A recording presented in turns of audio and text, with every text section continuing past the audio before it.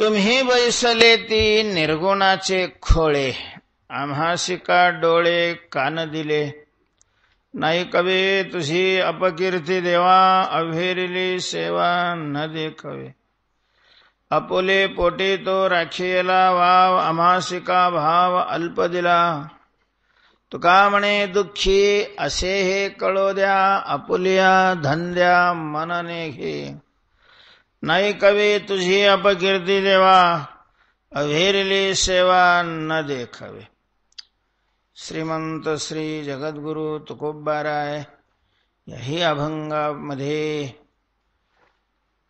भगवंताच्या समोर भगवंताच्या सेवेची अवहेलना जी काही लोकांकडून घडते त्याच्याबद्दल तुकोबारायांना वाटत असलेलं दुःख तुकोबारायांनी व्यक्त केलेलं आहे. तुकोबाराय म्हणतात, देवा कालच्या अभंगात त्यांनी म्हटलं तुम्हाला हे कसं बरं वाटतं. या ठिकाणी संतांच्या वचनाला सुद्धा लाज आली, बट्टा लागला, काळेमा लागला. तुम्हाला कसं काय बरं वाटतं हे.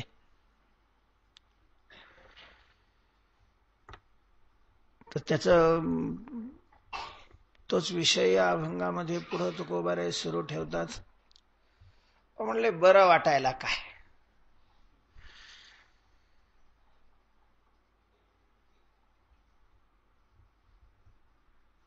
आपल्या डोळ्या देखत नाही घडलं तर माणसं फारसा त्याचा विचार नाही करत.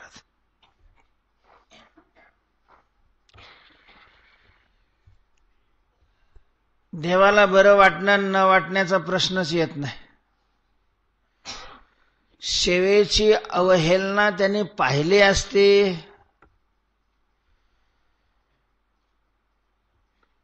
ऐकली असती तर त्याला बरं वाटलं असतं, बरं वाटलं नसतं, हा विषय होता.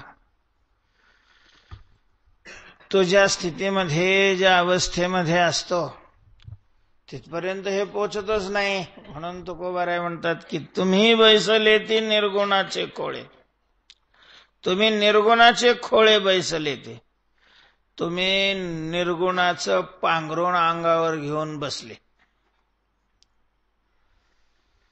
तुकोबारायांनी जाता जाता या अभंगामध्ये पांडुरंगाच्या स्वरूपाचं वर्णन केलेलं आहे. कसा आहे पांडुरंग. उत्तर भारतामध्ये आपण गेलो, महाराष्ट्रामध्ये काही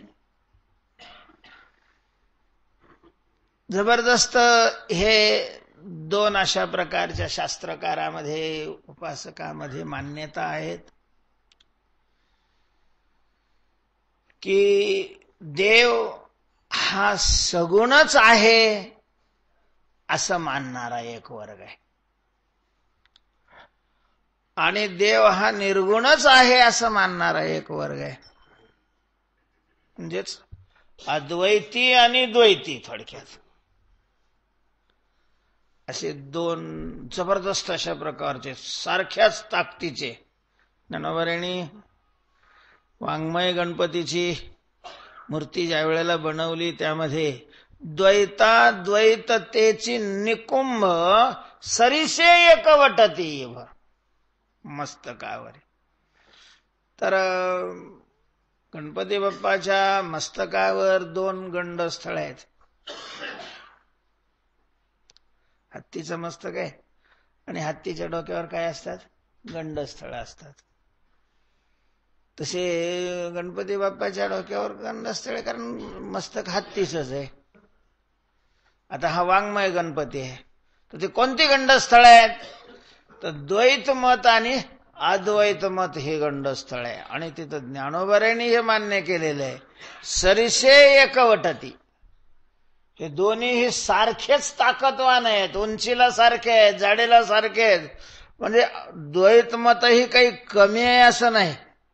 द्वैतमताची सिद्धी करणारे, द्वैतमताची प्रतिष्ठा करणारे ही तेवढेच प्रखर विद्वान आहेत.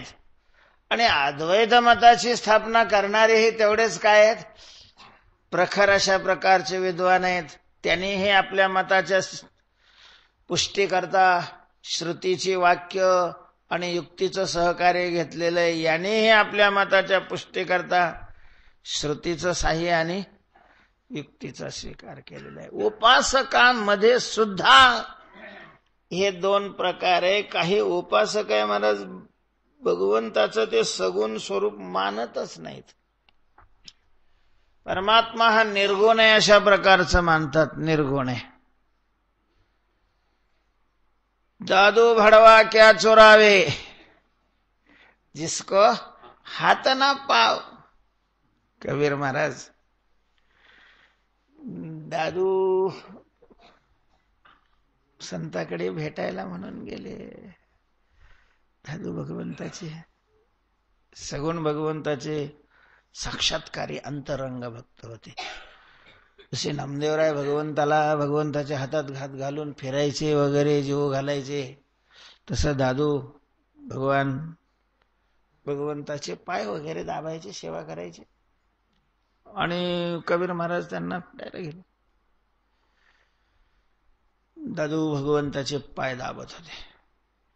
भगवान पलंगावर लेटलेले, झोपलेले आहेत आणि दादू त्यांच्या पायाचे काय करतायत, सेवा करतायत. कबीर महाराज मध्ये गेले, इकडं तिकडं पाया लागले, त्यांना कुणीच दिसेना गेलं. बाहेरून उन्हातून आले होते आणि मध्ये थोडासा अंधार असल्यामुळं एकदम काही लक्षात येणं गेलं, दिसेना गेलं इकडं तिकडं कोणी आहे का म्हणून. दादूने पाहिलेलं आहे. दादूला वाटलं की वा, यांचा अधिकार नसल्यामुळं परमात्मा यांना काही दिसत नाही. म्हणून त्यांनी सांगितलं की इधर उधर क्या देखते, इकडं तिकडं काय पाहता, दादू चोरावे पाव. दादू भगवंताचे पाय दाबतोय. आता कबीर महाराज होते. महाराज काही काही जातीवंत मेकॅनिकल असतात, ITI केलेले नाही, जातीवंत. त्या इंजिनच्या आवाजावरून इंजिन मध्ये नेमकं काय त्याचं दुखतंय हे त्याला पानाही न लावता नुसते त्याच्या फायरिंग वरून सांगू शकणारे आजही आहेत. काही मेकॅनिकल, काही कुठं शिकलेले नाही, काही जन्मजात भगवंताची ती दया त्यांच्यावर.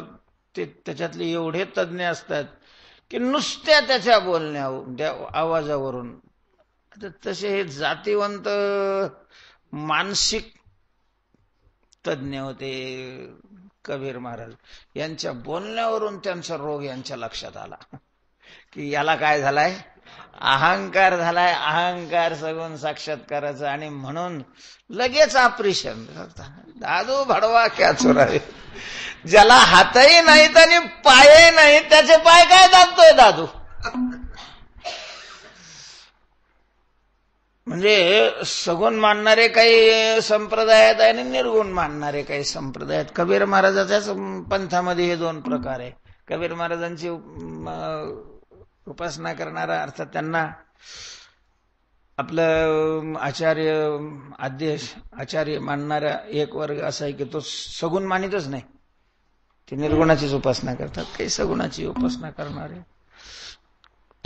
कसे करता हे सांगितलं की उत्तर भारतामध्ये जास्त आहे हे पंथ, महाराष्ट्रामध्ये नाही जास्त. असले तरी उग सांदाडी सुंदडीला पडलेले. महाराष्ट्रामध्ये वारकरी संप्रदाय प्रामुख्याने भक्ती करणार आहे. तर तिकडचे जे अद्वैती आहेत, बरंच तुकाराम महाराजाला ते द्वैती मानतात.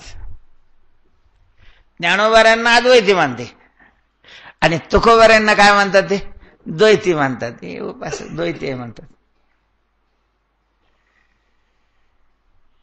त्यांना तुकाराम महाराजांचं जवळून ज्ञानच नाहीये. तुकाराम महाराज द्वैती होते की अद्वैती होते, भगवंताबद्दल तुकोबाऱ्यांचं काय मत होतं हे या अभंगातूनही स्पष्ट होतंय. महाराज तुकोबाराय सगुणाचे उपासक होते, याच्यात वाद नाही. तुकाराम महाराजांना सगुण भगवंताचं स्वरूप आवडत होतं, याच्यातही काय नाही. पण त्यांनी स्पष्टच म्हटलेलं आहे, आवडे हे उपगोजिरे सगुण पाहता लोचन सुखावली आवडे निरंतर हेचे ध्यान. एक सुंदर ते ध्यान उभे विटेवरी करकटावरी ठेवा. मकर कुंडली तळपती श्रवणी कंठी कौस्तुभमणी विराजित तुळशीहार गळा कासे पितांबर आवडे निरंतर हेची ध्यान. आम्हाला हेच ध्यान आवडते. सगुणाचे उपासक होते, सगुणावर प्रेम करणारे होते, सगुण स्वरूप त्यांना आवडत होतं, हेही निर्विवाद आहे. पण याचा अर्थ भगवंताचं ते दुसरं स्वरूप मानतच नव्हते असं जर कोणी म्हणत असेल तर त्यांना तुकोबाराय समजलेच नाही, अशा प्रकारचं खेदाने म्हणावं लागेल. भगवंताची ही दोन स्वरूप आहेत. एक सगुण स्वरूप आहे, दुसरं निर्गुण स्वरूप आहे. निर्गुण स्वरूपामध्येही दोन प्रकार आहेत. निर्गुण शब्दाचेच दोन अर्थ आहे. निर्गुण शब्दाचा सरळ अर्थ आहे की गुणरहित. निःगुण हा गुणरहित, त्याला निर्गुण म्हणतात.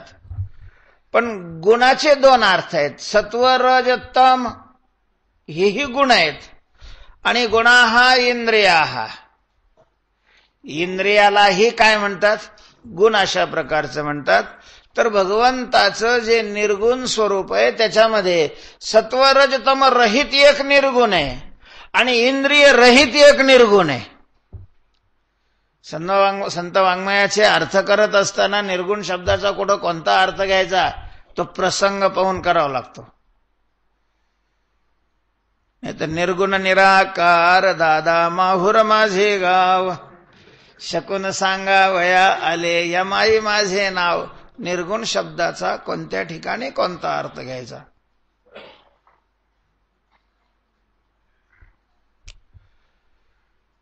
तर ईश्वर हा सत्वरज तमरहित आहे असं नाही. ईश्वरालाही अनेक ठिकाणी निर्गुण म्हटलेलं आहे. ईश्वर निराकार असतो, निर्गुणही आहे, पण तिथं निर्गुण शब्दाचा अर्थ इंद्रिय रहित असा घ्यायचा. सर्वेंद्रिय विवर्जितम, सर्वेंद्रिय गुणाभासम काय नेयम यत्तत् प्रवक्ष्यामि यज्ञात्वा प्रथमोष्णते अनादिमत् परम ब्रह्म न सत्तन्ना सुचिते सर्वतः पाणिपादन्तात् सर्वतो क्षशिरोमुखम सर्वतः श्रुतिमोल्लोके सर्वे पुढं सर्वेंद्रिय गुणाभासम सर्वेंद्रिय विवर्जितम. सर्वेंद्रिय गुणाभासम तर सगळ्या इंद्रियाचा त्याच्या ठिकाणी आभास होत असला तरी तो सगळ्या इंद्रियांनी रहित आहे असं भगवानही म्हणतात. ईश्वराच्या ठिकाणी इंद्रिय नाहीत म्हणून त्याला निर्गुण म्हणतात. आणि अधिष्ठान जे ब्रह्म आहे ते असंग असल्यामुळं मायेचा संबंध नाही. आणि मायेचाच संबंध नसल्यामुळं माया स्वरूप असणारे सत्व रज तम या गुणाचाही संबंध नाही, म्हणून ते निर्गुण आहे. तेव्हा निर्गुण शब्द आला तरी निर्गुण शब्दाचा अर्थ त्या अभंगाचा, त्या विषयाचा मागचा पुढचा अर्थ पाहून करावा लागतो. तेव्हा अधिष्ठान स्वरूप असणारं ब्रह्म हेही निर्गुण आहे आणि जगाची उत्पत्ती स्थिती लय करणारा ईश्वरही काय आहे? निर्गुण आहे. त्यालाही इंद्रिय नाहीत महाराज ईश्वराला. म्हणून ईश्वराचं ज्ञान इंद्रियजन्य नाही. आणि म्हणून वेदांतामध्ये इंद्रियार्थ सन्निकर्षम जन्यम ज्ञानम प्रत्यक्षम ही जी प्रत्यक्षाची व्याख्या ही मान्य नाही. इंद्रिय आणि विषयाच्या संबंधापासून होणारं ज्ञान प्रत्यक्ष आहे.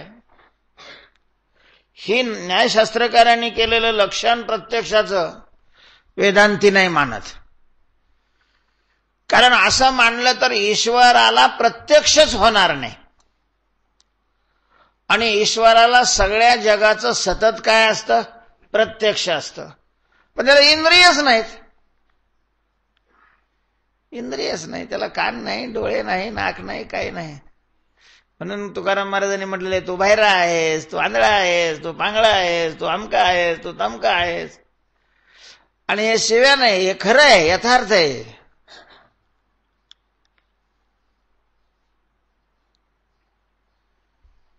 इंद्रिय ही पंचीकृत पंचमहाभूताचं कार्य आहे. इंद्रिय हे कोणाचं कार्य आहे? अपंचीकृत पंचमहाभूताचं कार्य आहे. ईश्वर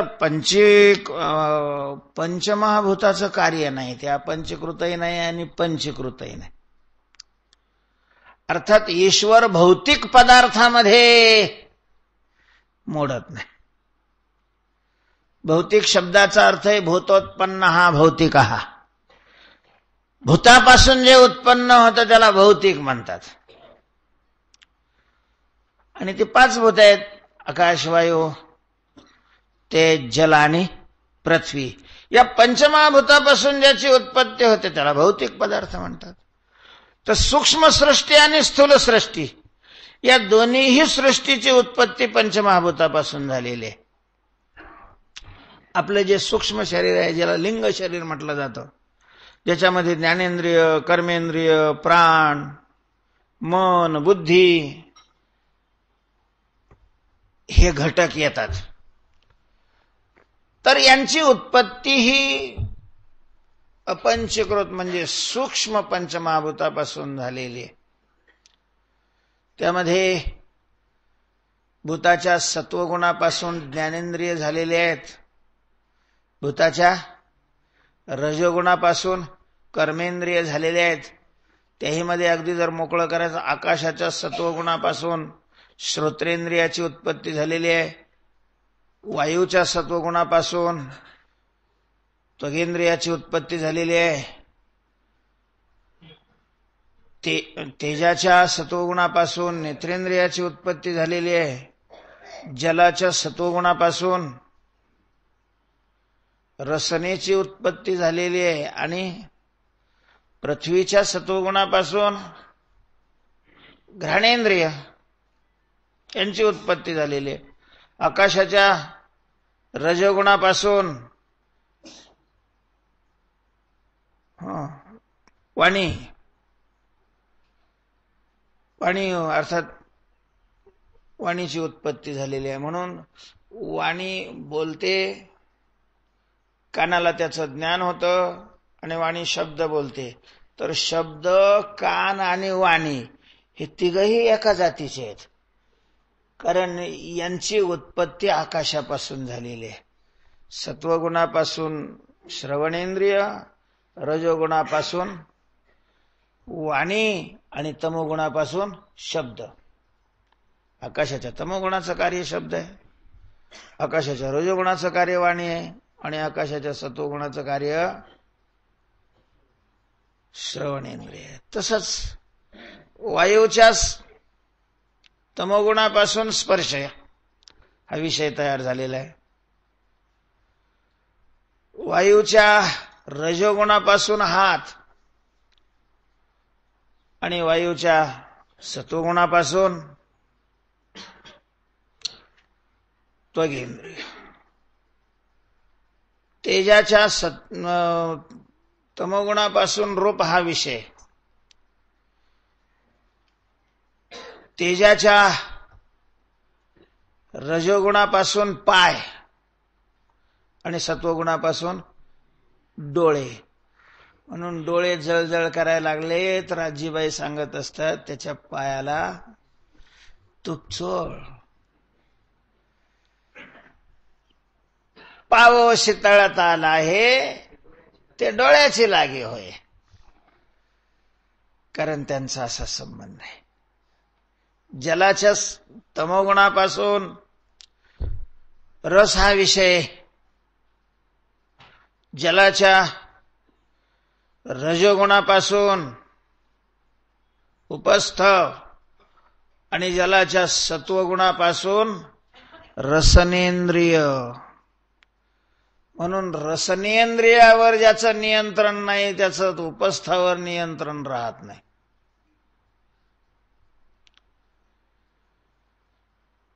पृथ्वीच्या तमोगुणापासून गंध, रजोगुणापासून गोध आणि सत्वगुणापासून घ्राणेंद्रिय, अशा प्रकारे या सूक्ष्म शरीराची उत्पत्ती मिलित सत्वांशापासून अंतःकरण झालेलं आहे, मिलित रजांशापासून प्राण झालेले आहेत. सूक्ष्म शरीराची उत्पत्ती पंचमहाभूतापासून झालेली आहे. हे स्थूल जे ब्रह्मांड दिसतंय या सगळ्याची पंचकृत पंचमहाभूतापासून उत्पत्ती झालेली आहे. परमात्मा या भौतिक पदार्थामध्ये मोडत नाही. म्हणून भौतिकाचे कुठलेच नियम ईश्वराला लागू होत नाहीत. परमात्म्याला आधार अर्थात मायेचा आहे, कारण माया ईश्वर निर्माण करते अशी श्रुती आहे. माया भासेन जीवेश करोत्यत्यश्रुतत्वतः. माया आभासेन जीवः ईशः करोति इति श्रुतत्वतः, असं श्रुतीनं सांगितलेलं आहे. पण भौतिक नाही. इंद्रिय भौतिकात मोडत असल्यामुळं ईश्वराला इंद्रिय नाहीत. त्याला दिसत नाही का? दिसत नाही असं नाही. इंद्रिय नाही, डोळे नाहीत त्याला डोळ्या वाचून दिसतो, काना वाचून ऐकू येतं. मायावृत्तीने त्याला सगळ्याचं ज्ञान होत असलं तरी डोळे नाहीत. आणि मग इथं तुकाराम महाराजांनी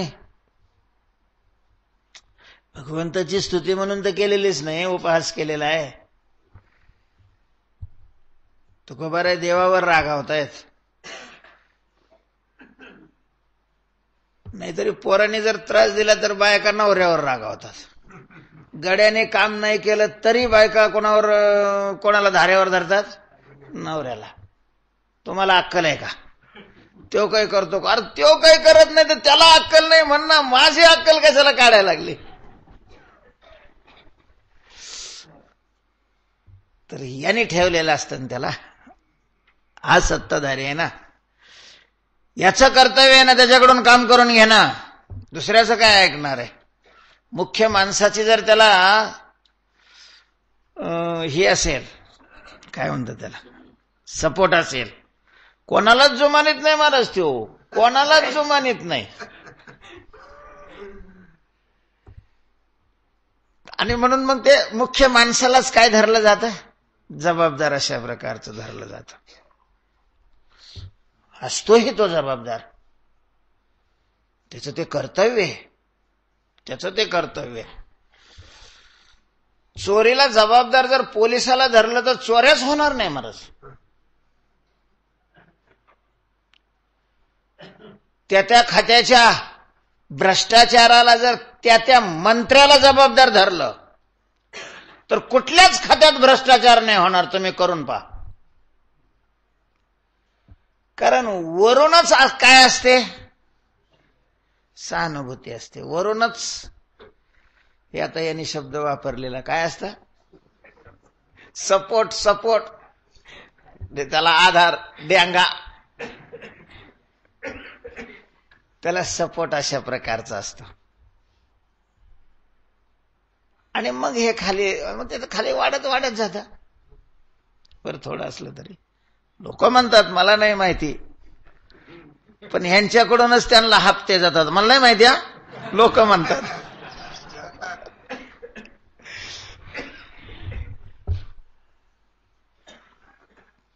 तर म्हणून तुकाराम महाराज देवावर रागावतात. त्याचं कारण, देव काय भक्तीची अवहेलना करतोय का? पण मग देवावर तुकाराम महाराजांनी राग काढण्याचं कारण आहे, सत्ताधारी आहे तो. सत्ताधारी आहे आणि सत्ताधाऱ्याची ही जबाबदारी आहे की ज्या खात्याची जबाबदारी ज्याच्यावर असते त्या खात्याच्या कुठल्याही याला तो जबाबदार आहे. कुठल्याही याला. काय होते पूर्वीचे माणसं सलज्ज होते, निर्मळ होते. असं सांगतात की कुठं एक रेल्वेचा ऍक्सिडेंट झाला तर त्याने लगेच काय दिला, आपले यांनीच लालबहादूर शास्त्रीने राजीनामा दिला होता, मंत्रिपदाचा राजीनामा दिला होता. कोर्टात गेलं तरी नाही देत आता.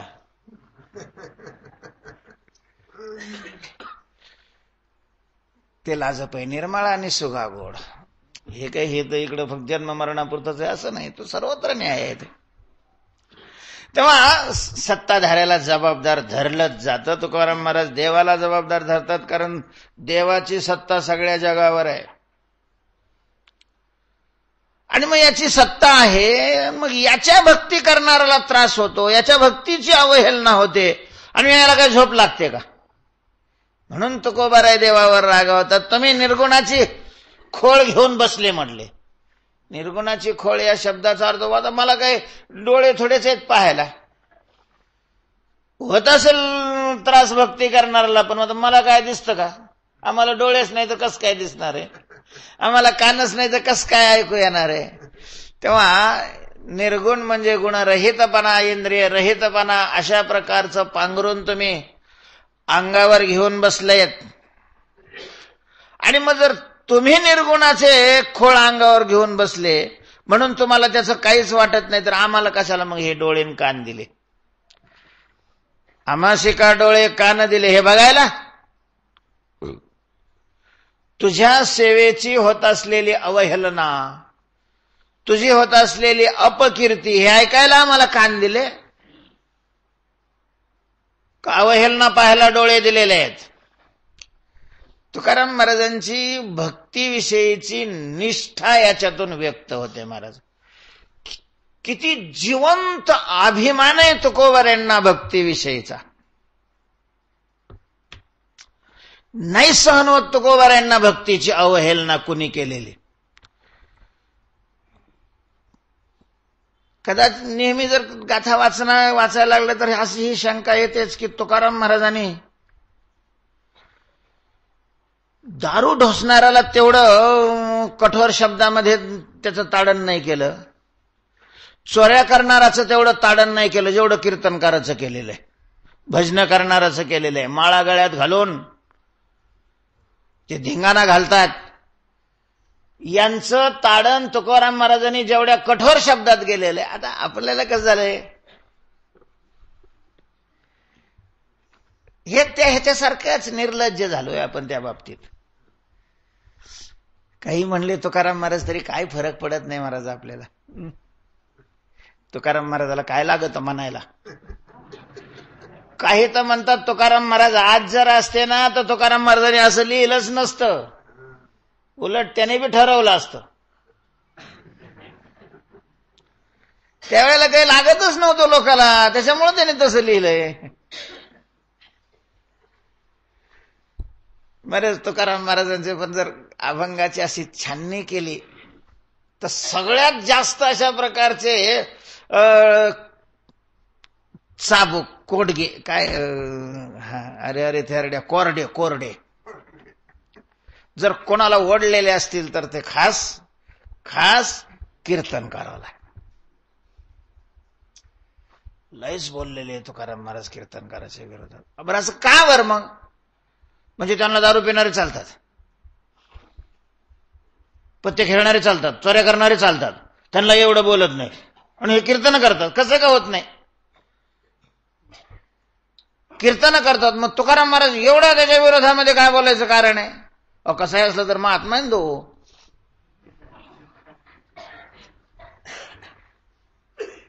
तुकाराम महाराज त्याच्या विरोधात एवढं पेटून का उठतात? त्याचं कारण आहे. काय कारण आहे? पत्ते खेळणारे भक्तीची अवहेलना नाही करत, दारू पिणारे भक्तीची अवहेलना नाही करत, त्यांच्यामुळे भक्तीला काळिमा लागतो असं नाही, संतांची वचनं त्याच्यामुळं लाजविली जातात असं नाही, संतांच्या वचनाला भट्टा लागतो असं नाही. पण ह्या अवलादी याच्यात येतून, याच्यातले काही प्रमाण घेऊन, याचा आधार घेऊन संसार जोडायचा प्रयत्न करतात आणि साधू संतांच्या सगळ्या वचनाला काळिमा फासायला लागलेले आहे. म्हणून तुकोबाराय चिडतात. भक्तीविषयी, कीर्तनाविषयी, नामस्मरणाविषयी, माळेविषयी जी आस्था आहे तुकाराम महाराजांच्या मनामध्ये, त्या आस्थेला या मंडळीकडून काय होतंय? ठेच पोचते, आच येते. आणि म्हणून तुकाराम महाराज अतिशय चिडतात, अतिशय चिडतात. अशी खंगधारा छेदिते सर्वांग, तप्तभूमी अंग लोळविती. हे वाक्य तुकाराम महाराजांचं पत्ते खेळणारा विषय नाहीच आहे. नये नारायणा करुणा त्याची, हे वाक्य कीर्तनकाराविषयी आहे, कीर्तनकाराविषयी. तुकोबाराय जर तुम्हाला आपल्याला मान्य असतील तर त्याचा विचार करणं गरजेचं आहे. स्पष्ट म्हटलेलं आहे की नरकाची यातना त्याला देत असताना देवालाही त्याची दया येत नाही. तर असं का म्हटलंय? त्याचं कारण आहे की महाराज आपल्यामुळं त्या भक्तीला, भक्तीची अवहेलना होते, भक्तीची विटंबना होते, भक्तीला काळिमा लागते, संतांच्या वचनाला खाली पाहावं लागतंय. आणि म्हणून तुकाराम महाराज चिडतात. देवावर चिडलेले तुकाराम महाराज. तुम्ही बैसले ती निर्गुणाचे खोळे, झोपेचं सोंग घेऊन पसारलाय. जसे काय त्याला झोप लागलेली आहे तसं निर्गुणाची खोळ घेऊन काय केलेलं आहे? गपचिप बसलेला आहे. जसं काही याला दिसतच नाही, जसं काही याला ऐकू अशा प्रकारचं येत नाही. आणि मग तुम्हाला जर इंद्रिय नाही तर आम्हाला तरी कशाला दिली? मग आम्हाशी का डोळे कान दिले?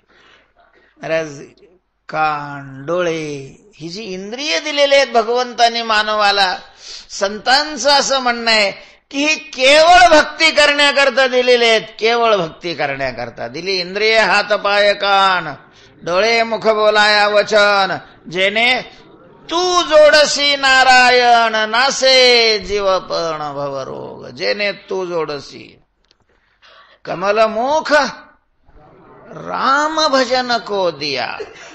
कबीर महाराज सांगतात भगवंताचं भजन करण्याकरता तोंड दिलेलं आहे. याची त्याची तोंड चोपडण्याकरताही नाही आणि याची त्याची घाण उपसण्याकरताही नाही. काही माणसं कोणाची निंदा करत राहतात आणि काही माणसं कोणाची काय करतात?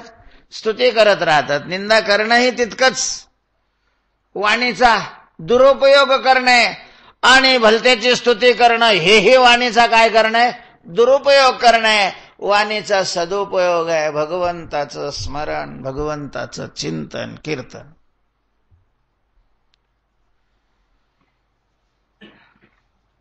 आम्हाला कशाला हे दिले? कान डोळे. देवा आम्हाशी का डोळे कान दिले?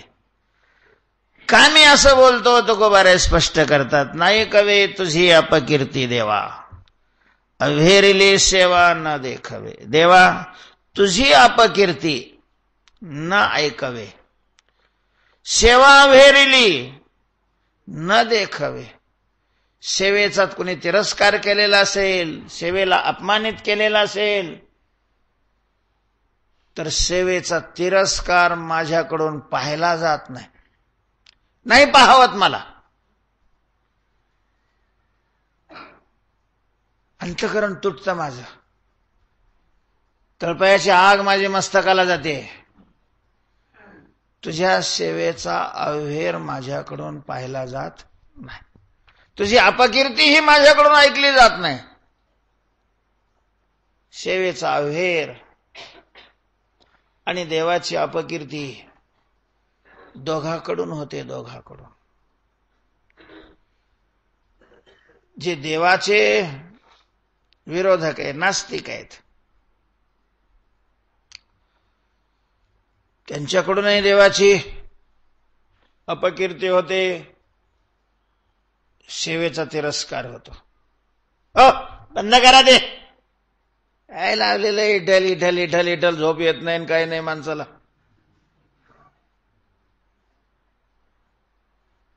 याच्याकडूनही काय होते? अवहेलना होते.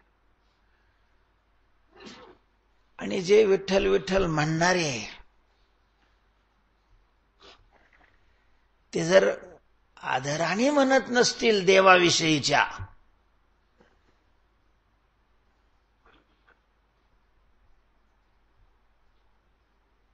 कशाच्या तरी अपेक्षेनं म्हणत असेल तर तेही त्या सेवेची अवहेलना करतायत. देवाची सेवा ही देवा करताच झाली पाहिजे.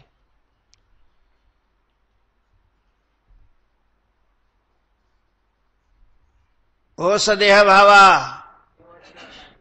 पाडून या, देवाची या चाडे आळवावे देवा. देवा करता देवाची सेवा होणं, कशा करता तरी देवाची सेवा करणं ही त्या सेवेची अवहेलना करणे, विटंबना करणे. आणि आपल्यासारख्याच्या लक्षात येत नसलं तरी त्याच्यातले जे जाणकार आहेत, त्याच्यातले जे तज्ञ आहेत, ते तुकाराम महाराजांसारख्यांच्या लक्षात येतं. कुठेतरी एखादं दिसलं तर मनुष्य दुर्लक्ष करतं, कुठेतरी एखादं दिसलं तर मनुष्य दुर्लक्ष करतो. सत्य लोकात काही कोणी खोटच बोलत नव्हते असं थोडेच आहे. पण उग किरकोळ 100 1.0%. पण ज्या वेळेला 99% सगळेच खोटं बोलायला लागतात, त्यावेळेला खोटं ज्यांना आवडत नाही ते भांबावून जातात. तसं तुकोबाराय म्हणतात, जेथे देख तेथे, जेथे पाय तेथे देखीचा पर्वत, पायाविन भिंत तातडीची. आणि मग तुकाराम महाराजांचं चित्त भांबावलेलं आहे. तुकोबाराय म्हणतात, देवा माझ्याकडून हे नाही पाहिलं जात, माझ्याकडून हे नाही ऐकलं जात. पाहिलं जात नाही तर डोळे झाकून घ्या, दुर्लक्ष करा. होत असतं, घडतं. या अक्षम्य चुकीचा दंडही त्यांना मिळेल, जरा कळ काढा. तुकोबाराय म्हणतात, देवा अशा प्रकारचा धीरपणा तुम्ही स्वतःच्या ठिकाणी ठेवला. आपुले पोटी तो राखीला वाव, म्हणजे खूप मोठी जागा. महाराज फार मोठं मोठं मोठं मन आहे कोणाचं? देवाचं. कितीही अपराध केले माणसाने त्याचे, तो सहनच करीत राहतो. महाराज सहनच करीत राहतो, त्याला काहीच होत नाही. त्या धर्मराजाच्या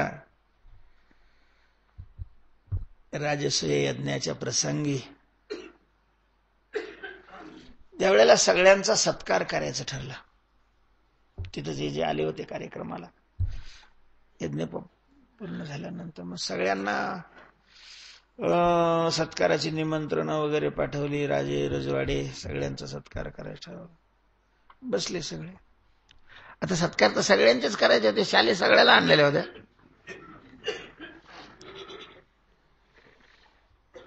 फक्त पहिला सत्कार कोणाचा करायचा? बा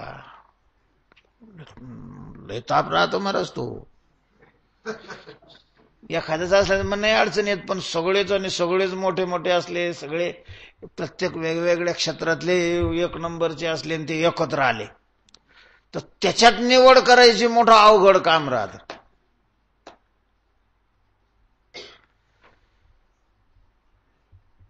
पहिला सत्कार कोणाचा करायचा? अग्रपूजेचा मान कोणाला द्यायचा?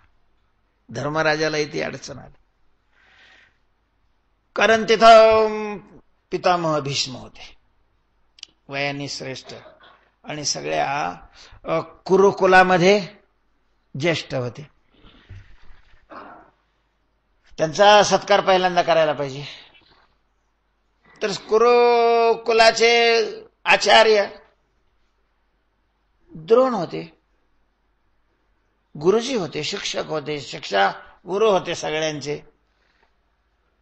त्यांची पूजा करायला पाहिजे पहिली. कृपाचार्य होते, कुलगुरू होते, ते त्यांची पूजा करायला पाहिजे. आणि त्याही पेक्षा भगवान व्यास होते त्या ठिकाणी महाराज. नमोस्तुते व्यास विशाल बुद्धे, त्रिकालज्ञ होते. सगळेच त्यांना मानत होते. आणि या कुरु वंशावर व्यासांची खूप खूप अशा प्रकारची कृपा होती. त्यांच्यामुळेच हा वंशवेल खुंटलेला वाढला होता. त्यांची पूजा करायला पाहिजे. पहिले पूजा करायची कोणाची? पहिल्यांदा तापच राहतो. आता परवा घडलेलं तुम्हाला एक दृष्टांत सांगतो. निलजगावला म्हणजे बबन जोशी आहेत, पण त्यांचं पूर्ण जीवन भक्तीमध्ये रंगलेलं. त्यांची मुलंही भक्तीला अनुकूल आहेत आणि त्यांचे नातू घनपाटी झालेत. त्यांची मौंज होती नातूची. मग त्यांनी परिचित असणारे शेखर महाराजालाही बोलवलं होतं, मुकुंद काकाला बोलवलं, आम्हालाही बोलावलं होतं. आणखीन जे जे तिथले त्यांचे संबंधित कीर्तनकार मंडळी त्यांना बोलावलं. कार्यक्रम सुरू झाला तर मग त्यांना ते हे करायचं, आलेल्या माणसाचं पूजा वगैरे करायचं सत्कार. आता ते यांच्या बरोबरच तिथं हे आले होते, म्हणजे वैदिक शास्त्री मंडळी आलेली होती त्या कार्यक्रमाला. आता हे हिकडले असल्यामुळं त्याने महाराज पहिले सत्कार कोणाचे सुरू केले? महाराज मंडळीचे सुरू केले. कशा करता नाराज झाले त्याच्यातले एक शास्त्री, त्यांनी बोलूनही दाखवलं. या ठिकाणी विद्वान अशा प्रकारचे ब्रह्मवृंद असताना सुद्धा इतरांचा सत्कार केला, ठीक आहे म्हटले, पण मग एवढं बोलले ते स्पष्ट याच्यामध्ये बोलले, बाकीच्याला नाही कोणाच्या लक्षात आलं, पण त्यांच्या लक्षात आलं. अर्थात त्यांना तो काय वाटला? अपमान वाटला ना. साहजिकच आहे, त्यांची पहिले पूजा करायला होती, आम्हालाही मान्य होतं, पण आमचं तिथं काय चालत नव्हतं. म्हणजे खटखटीतच काम राहतं महाराज यजमानाला. मला हे सांगायचंय. आता ठीक आहे, ते दुर्वास नव्हते वरून बरं, नाही तर एखाद्याने शाप दिला तर काय घाता.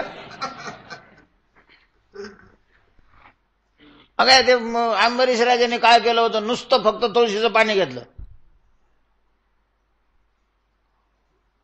यांच्या अगोदर घेतलं ना, तेवढ्यावरच ते किती संतापले, किती अखंड कांडव केलं, शाप काय दिला, तेवढ्यावर समाधान नाही झालं.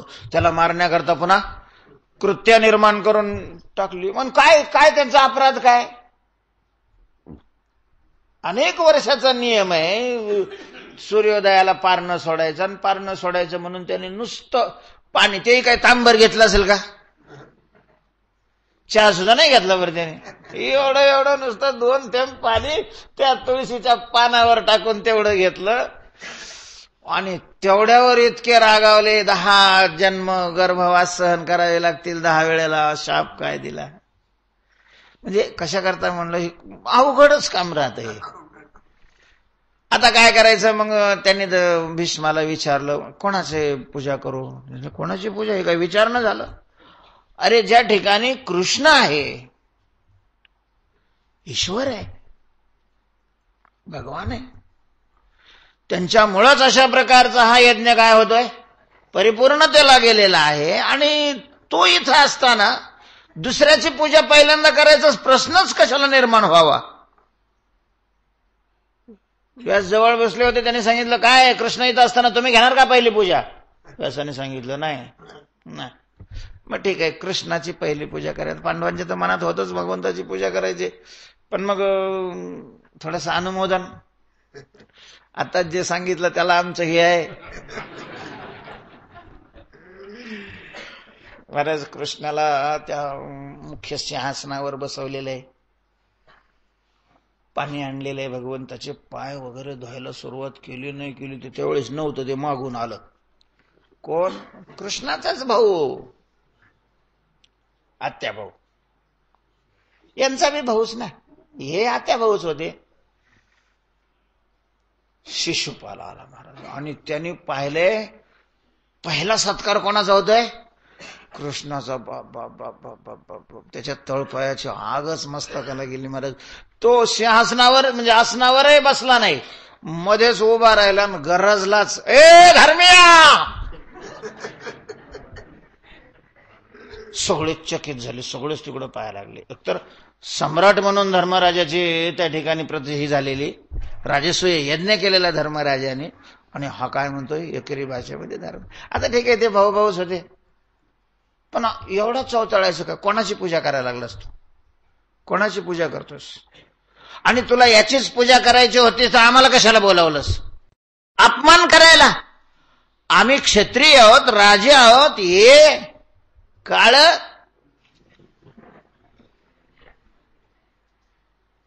अजून त्याच्या बापाचाही नक्की निर्णय लागलेला नाही की हा नंदाचा आहे कि वसुदेवाचा आहे. नंदाचा मानला तर तो गवळ्याचा वैश्याचा पोरगा आहे, आणि आमच्या अगोदर त्याची पूजा करतो काय तू? वसुदेवाचा आहे असं मानलं तरीही यांच्या कुळाला शाप आहे, हे सिंहासनावर बसायच्या लायकीचे नाही आहेत. कोणचा गुण दिसला तुला याच्यामध्ये पूजा करायला?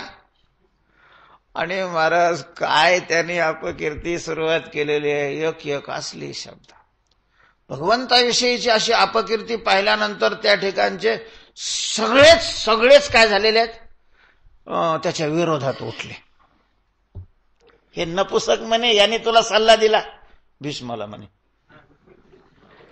सगळे कौरव चिडली, सगळ्यांनी शस्त्र हातात घेतली. भगवंतांनी सगळं शांत, त्यांना भीष्माचार्याचं नाही निंदा करायची, त्याला माझी निंदा करायची आहे. बाकीचे गप्प बसायचे. तू ह्याला चौतळ्याचा. बोल शिशुपाल. अरे बोलतो रे, तुला काय घाबरतो? मला काय तुझी परवानगी लागते का बोलायला? कोण आहेस तू? काय केलेलं आहे तू? अमक तमक. महाराज इतके चिडलेले बलराम होते, ते तर गदाच उचलली त्याने. तरी दादा शांत, मला बोलायला लागलाय ना, तुम्ही शांत राहा ना. अरे पण मग तू कुठपर्यंत ऐकत घेणार? महाराज 99 त्यांनी शिव्या दिल्या, 99 अपराध केले, तरी भगवान काय आहे? शांत आहे. त्याच्यामुळं भगवंताच्या मनामध्ये समोरच्याचे अपराध सहन करण्याला मोठा अशा प्रकारचा वाव आहे. वाव तरी उदंडाची पोटी उदंड वाव फार मोठे. काहीच उगल लुणाचं ते हे टाकी राहते महाराज, काहीच सहन होत नाही त्याला, काहीच सहन होत नाही. उगा नुसती बायको म्हणली का बाजार करताना तुम्हाला एवढं बी समजत नाही का? एवढं म्हणलं की चाल लागलं की घरच सोडून. अरे काय तर एवढं बी तुला सहन करायचं कायला विनाकारण लग्न केलंस? काही लईच मोठी अंतकरणं असतात महाराज. व्यवहारात सुद्धा काही माणसं काही म्हणा, काहीच फरक पडत नाही, त्यांच्या चेहऱ्यावर सुद्धा फरक नाही पडत, बरोबर आत साठवतात. तसं देवाचं अंतकरण फार मोठं आहे. खूप सहन करण्याची त्याच्यामध्ये काय आहे? क्षमता आहे, खूप क्षमता आहे. मूर्त्या फोडतात त्याच्या दनादन, तरी काही नाही करत. मग लोक म्हणतात का मग देव आहे हेच कशावरून? आता त्याला घनाने फोडलंय तरी तिथं देव काहीच करीत नाही, मग आहे का नाही कोणाच ठाऊक आहे. आणि मग देवाची ही अशा प्रकारची गंभीरता पाहिली की तुकाराम महाराज चिडतात. असा कसा काय? तू तुझं अस्तित्व तरी किमान लोकांना दाखव ना. तुकोबारे म्हणतात, देवा आपुले पोटी तो राखीला वाव. आपल्या पोटामध्ये तुम्ही खूप मोठ्या अशा प्रकारची जागा हे सहन करायला ठेवलेली. त्याच्यामुळं तुझी कोणी अवहेलना केली, तुझी कोणी अपकीर्ती केली, तुला कोणी नावं ठेवलं, तुझी कोणी निंदा केली, तुला काहीच होत नाही रे. पण आमच्याकडे जागा नाहीत ना तेवढ्या, मग आम्हाला अशा प्रकारचा अल्पभाव का दिला? आमच्या ठिकाणी तशी विशाल अशा प्रकारची जागा असते सहन करण्याची, आम्हालाही काही वाटलं नसतं. महाराज प्रतिक्रियाच देत नाहीत. किती त्यांच्या विरोधात पेपरमध्ये छापून येऊ द्या, ते मीडियावाल्यांनी बोंबलू द्या दिवस दिवस, प्रतिक्रिया सुद्धा देत नाही. हे काय आहे शेवट? वाव आहे ना, वाव. म्हणजे अंतःकरण मोठं असण्याची ती लक्षण आहेत. तुम्हाला म्हणायचं तर तुम्ही निर्लज्ज म्हणा, पण सहन करण्याची काय असते? क्षमता असते, क्षमता. देवाच्या ठिकाणी फारच मोठी क्षमता आहे. तुकोबाराय म्हणतात, देवा आम्हाला का बरं मग अशा प्रकारचा अल्पभाव दिला? आम्हाला का नाही ती शक्ती दिली जी शक्ती तुझ्या ठिकाणी आहे ती? आम्हाशी का अल्पभाव दिला? देवा ठीक आहे, तुमच्या ठिकाणी मोठा अशा प्रकारचं पोट असल्यामुळं या सगळ्यांचे अपराध त्या पोटामध्ये घालता तुम्ही. तुम्हाला काही वाटत नसेल, पण आमच्याच्यानं नाही सहन होत. आम्ही याच्यामुळं अत्यंत दुःखी आहे हे तुम्हाला कळू द्या. तुका म्हणे दुःखी असे हे कळू द्या. आणि मग मन जर विषण्ण असेल, मन जर दुःखी असेल, मन जर खिन्न असेल, तर खिन्न मनाने कोणीही त्याचं कार्य करू शकत नाही. म्हणून गेल्यावर माणसं सुट्ट्या घेतात, दुकानं सुद्धा 8-8 दिवस उघडीत नाही. कारण त्या गेल्याचं दुःख असतं, त्या अशा विषण्ण मनामध्ये धंदा होऊ शकत नाही व्यवस्थित. आपली या धंद्या मनाने घे. आपला धंदा करण्यामध्ये माझं मन उत्साहित नाही, धंदा करावा वाटत नाही. तुकाराम महाराजचा कोणचा धंदा होता? तुकाराम महाराज देवाला म्हणतात की आपल्या धंद्याकडे मन काय होत नाही, झेपावलं जात नाही, तो धंदा करावा असं मनाला वाटत नाही. तुकाराम महाराजांचा धंदा कोणता? तेव्हा तुकाराम महाराजांचा हाच धंदा आहे की भक्तीचा प्रचार करणं. दिनरजनी हाच धंदा गोविंदाचे पवाडे. नरेश तुकोबारायांनी भक्तीचा खूप खूप खूप प्रचार केला. झाडू संताचे मार्ग, अडराने भरले जग, उच्चिष्टाचा भाग शेष उरला तो शेव. पिटो भक्तीचा डांगोरा, कळे काळाशी दरारा. तेव्हा भक्तीचा डांगोरा पिटणं हा तुकोबारायांचा धंदा. धंदा या शब्दाचा अर्थ साधन, काम, उद्योग. आणि तुकाराम महाराज म्हणतात, हे जर असं आम्हाला बघायला मिळतंय, ऐकायला मिळतंय, तर काय मनाला वाटेल? कशाला मन त्याच्यामध्ये रस घेईल? आम्ही स्तुती करतो आणि लोक निंदा करतात आणि तुला त्याचं काहीच वाटत नाही. आम्ही लोकांना भजन करायला सांगतो आणि लोकांनी भजन करायला लागलं की लोक त्यांना त्रास देतात, दुःख देतात, आणि तुला त्याचं काहीच वाटत नाही. कशाला आम्हाला वाटेल की याच्या भक्तीचा प्रसार करावा? तो का म्हणे दुःखी असे हे कळू द्या. आपुलिया धंद्या मनने घे, नाही कवी तुझी अपकीर्ती देवा, अवेरिली सेवा न देखवे. पुंडलिक वरदा हरी विठ्ठल. आज संध्याकाळी 5 ते 7